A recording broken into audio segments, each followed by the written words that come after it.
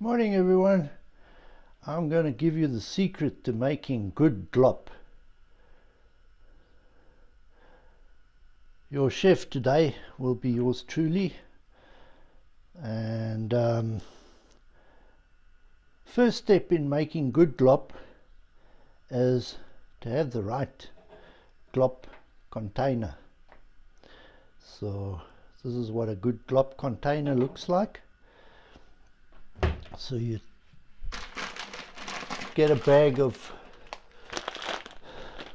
macaroni. In my case, it's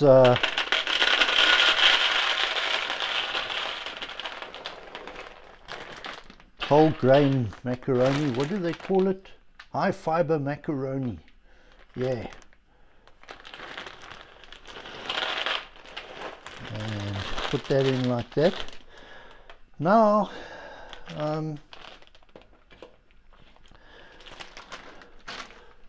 you want to get a little bit of meaty flavor to that. Now you can get all sorts of flavorings, but the cheapest and most effective one that I've found is soya mince beef and onion flavored soya. There you go. Put that in. Not a hell of a lot, just some. A bit of added vegetable protein, and it adds to the flavor. Now, good glop is all about efficiency.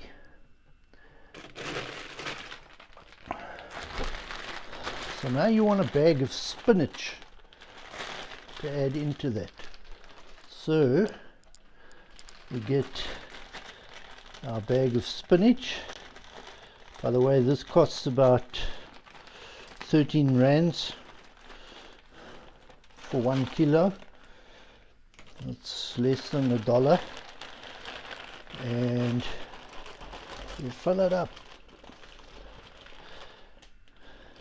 I don't bother washing this stuff because actually, wait, I want to add a bit to my efficiency in time. Get my kettle up and running.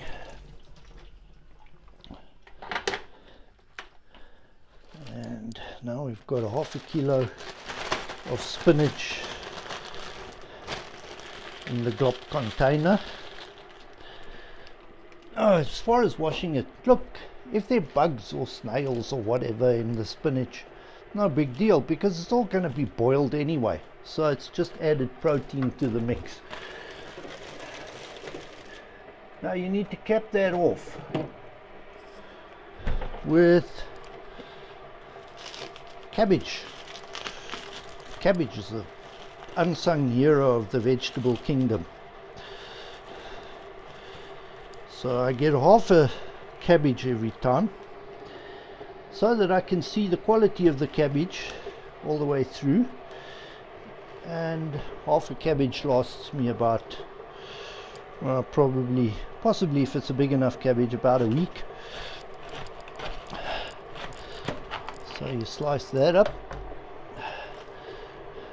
and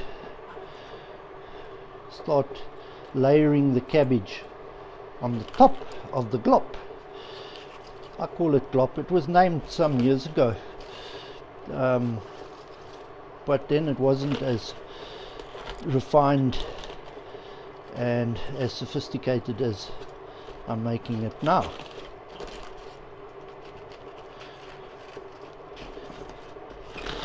So in goes the cabbage.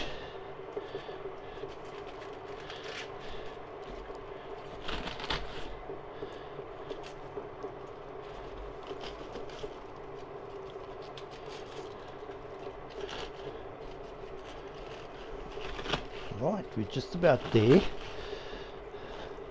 I'm just waiting for the kettle to boil so that I can add the hot water to the mix and then put it in the microwave. Yeah, about 30 minutes.